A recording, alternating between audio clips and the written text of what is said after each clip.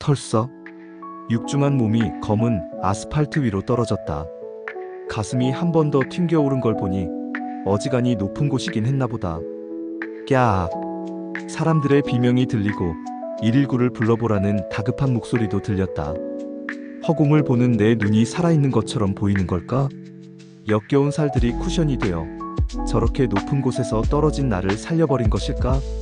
스르르. 다행이다. 눈이 감긴다. 나는 죽었다. 한 달 전. 짝. 김명규의 뺨을 내가 쳐올렸다. 이게 무슨 말이야? 결혼이라니. 정말이야? 오늘 그의 청첩장을 메신저로 받은 나는 어이가 없었다. 3년이다. 장장 3년이라는 기간 동안 김명규와 나는 연인이었다. 물론 비공식적인, 누가 만든 비공식인 줄은 몰랐지만 나도 그도 합의 하에 비공식으로 지내고 있었다. 나는 사람들 앞에 나서기를 싫어했고 그래서 그의 지인들과 가족들을 소개받지 않았다. 뚱뚱한 내 모습을 누구에게도 보이기 싫었으니까. 특히 그와 관련된 사람들에게는. 연예인 뺨치는 외모와 모델 같은 피지컬을 가진 김명규 옆에 괴물 같은 모습으로 서기가 싫었다. 그래서 자연스레 비공식 연인으로 지낸 세월이 3년이었다. 그는 사람들 앞에 나서지 않는 나를 소개할 길이 없어 솔로인 척했고 나는 서운했지만 모른 척했다. 바로 그것이 우리 연애의 비극이 되어 지금 상황을 만들어냈다. 말하려고 했었어. 타이밍을 놓친 게 문제야. 김명규는 내게서 맞은 뺨이 아픈지 혀로 볼을 쓸었다. 타이밍? 이게 타이밍의 문제였다고? 한 달 후에 결혼한다는 게 타이밍을 못 맞춰서 그랬다는 게 말이 되냐고. 내가 씩씩대자 김명규는 마른 세수를 했고 식탁 의자에 풀썩 앉았다. 우유부단. 그의 성격을 모르지 않고 시작한 연애이기는 했다. 여린 성정이었고 거절을 힘들어하는 성격이었다. 그래서 연애하는 동안 이도 저도 아니게 행동하는 그가 답답한 적이 많았다. 그런데 그는 결혼까지 이도 저도 아니게 진행한 모양이었다. 하지만 이 상황에서 내가 제일 열받는 건 결혼한다는 그가 아니었다. 청첩장을 메신저로 받아서 돌아버릴 것 같은 게 아니었다. 턱시도를 입은 그의 옆에 서 있는 여자. 해사하게 웃으며 불면 날아갈 것 같은 몸매를 가진 여자 때문이었다. 이 새끼는 분명 나를 처음 만났을 때 자기는 마른 여자는 싫다고 했었다. 그래서 내가 좋다고. 세상 모든 사람들이 나를 뚱뚱하다고 했지만 이 새끼만큼은 아니었다. 그래서 태어나 처음으로 여자인 척을 하며 지냈다. 즐거웠다. 행복했고 사랑하는 사람 앞에서 떠는 내 숨은 여우라고 비난해도 할 만한 짓이었다. 무거운 물건을 못 드는 척하면 그는 비키라며 거뜬히 들고 늠름하게 걸어갔다. 그 모습을 멋지다고 칭찬하면 언제나 황홀한 쾌락으로 보답해주곤 했었다. 영화에서만 보던 19금 장면을 그와 처음 했었다. 많이 아플 수도 있다며 나를 달래는 손길이 어찌나 좋았었는지 그 후에 나는 그와의 정사를 좋아하게 되었다. 내가 뚱뚱해서 좋다며? 근데 결혼은 마른 년이랑 하네? 김명규는 고개를 들지 않고 한숨소리만 푹푹 냈다. 싸울 때마다 이랬다. 그는 한숨이 무기인 것처럼 행동했다. 대꾸 없이 바닥만 보며 개겼고 내가 지치면 싸움은 끝났다. 그렇게 우리는 흐지부지 화해하고 넘어갔다. 그런데 한 달 후면 결혼한다는 그에게 익숙했던 싸움 방식을 적용할 수 없었다. 결혼을 한다는데 그것도 마른 년이랑 누구를 먼저 만난 거야? 혹시 내가 너희 사이에 끼어들었니? 아니면 둘 다 동시에 시작해서 양다리를 걸쳤던 거야? 그런 거 아니야. 네가 먼저야. 수아와는 6개월 됐어. 수아? 하마른 년이 이름도 예쁘네. 6개월? 겨우 6개월이라고? 3년 사귄 나는 방치해놓고 너는 그년이랑 결혼을 준비했어? 미안해. 미안? 너는 지금 이 상황이 미안하다는 말로 넘어갈 수 있는 상황이라고 생각해? 그럼 내가 어떻게 해야 하는데? 내내 고개를 푹 숙이고 있던 김명규가 결국 발톱을 드러냈다. 지금 김명규의 눈빛은 지하철 계단을 헉헉대며 오를 때 나를 보던 사람들의 눈빛이었다. 그에게서 처음 보았다. 김명규도 저런 눈빛을 보낼 수 있다는 것에 헛웃음이 나왔다. 사랑하는 눈길과 지금의 눈빛은 겨우 한 끗 차이란 것에 허탈한 웃음만 나올 뿐이었다. 작가야, 겨우 한 끗 차이 보이다는 지금의 눈빛을 보내는 사람이 같은 사람이란 것이 멀게만 느껴졌다. 어떨까? 내가 뭘 그렇게 잘 못했어? 우리 둘이 결혼해야 한다는 법이라도 있어? 내가 너 말고 다른 여자랑 결혼하는 게 범죄야? 왜 이렇게 죄인 취급을 하는데? 이런 미친. 지금 그걸 말이라고. 이렇게 된 거 솔직하게 말할게. 어차피 나는 결혼을 해야 하고 너는. 차마 그 말은 잊지 못하겠다는 표정에 내 얼굴은 더 구겨졌다. 만나보니 좋더라.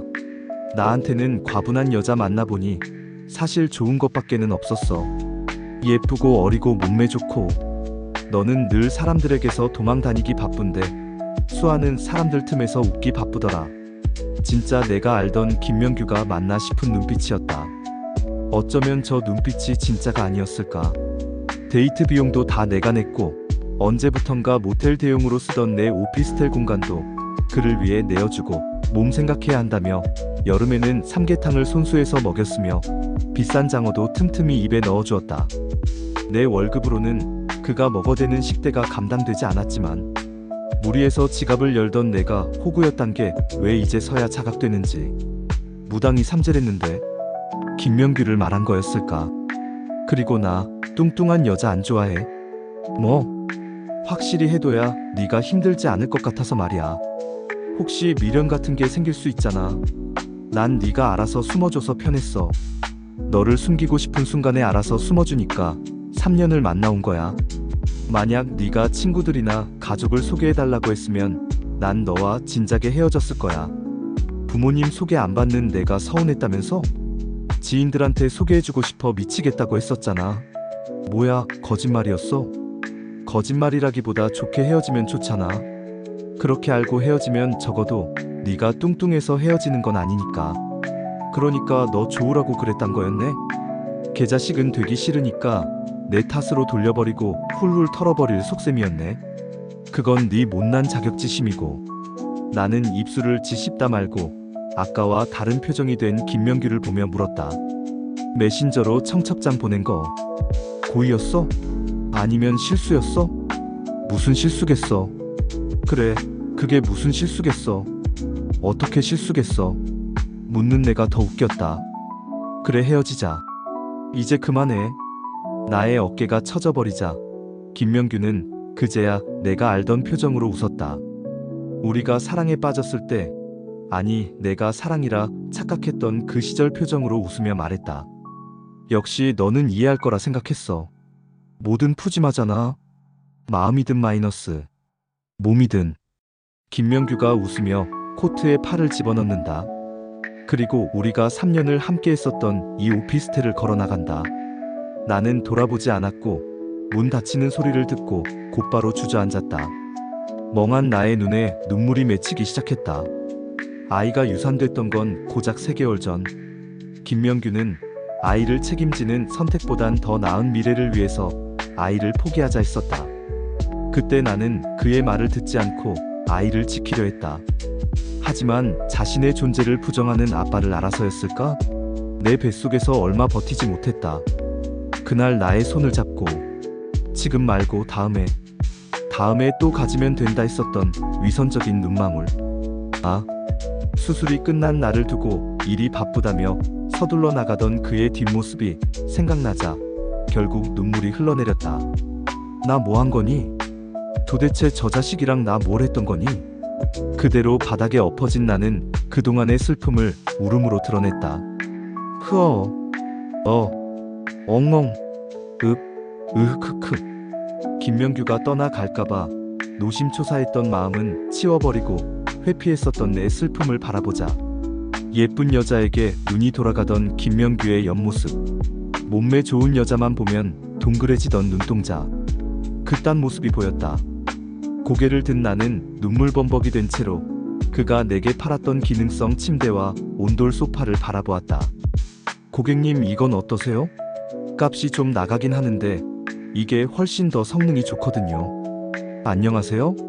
고객님, 이번에 더 좋은 제품이 나와서 찾아왔습니다. 왜 이제야 우스운지. 고객이 되어주었으니까, 호구가 되어주었으니 내 곁에 있었다는 생각에 눈물이 멈추지 않았다. 고객님이 되어주었으니까 호구가 되어준 거다. 그래서 내 곁에 있었다는 생각에 눈물이 멈추지 않았다. 그에게 그저 난 뚱뚱한 지갑에 지나지 않았다. 무거운 몸을 억지로 일으켜 세워서 주방에 있는 다용도 서랍장의 문을 열었다. 여러 가지 주방용품을 정리해 놓은 그곳에는 내가 가끔 먹는 수면제가 있었다. 불안이 심해지는 날에 반 알씩 쪼개서 먹던 하얀 수면제. 동그란 하얀 통에 뚜껑을 달깍 열자 가득 차 있는 알약이 보였다. 다행이었다. 죽을 수 있는 양은 돼 보이니 이렇게 허무하게 죽을 줄 알았다면 열심히 살지 말걸. 너무 열심히 산 것 같다는 생각이 들자 더 허무했다. 적금 만기도 얼마 남지 않았는데 손바닥 위로 하얀 알약을 가득 털어버리고 곧 내 입으로 우악스레 집어넣었다. 그러고는 우두득 우두득 씹는 소리를 내며 침대로 걸어갔다. 김명규에게서 샀던 침대. 결국 여기서 죽는구나. 이불을 걷고 누우니 곧바로 눈꺼풀이 내려왔다. 아마 마지막 안식이 나에게 찾아오려는 모양이었다. 곧 눈이 감겼다.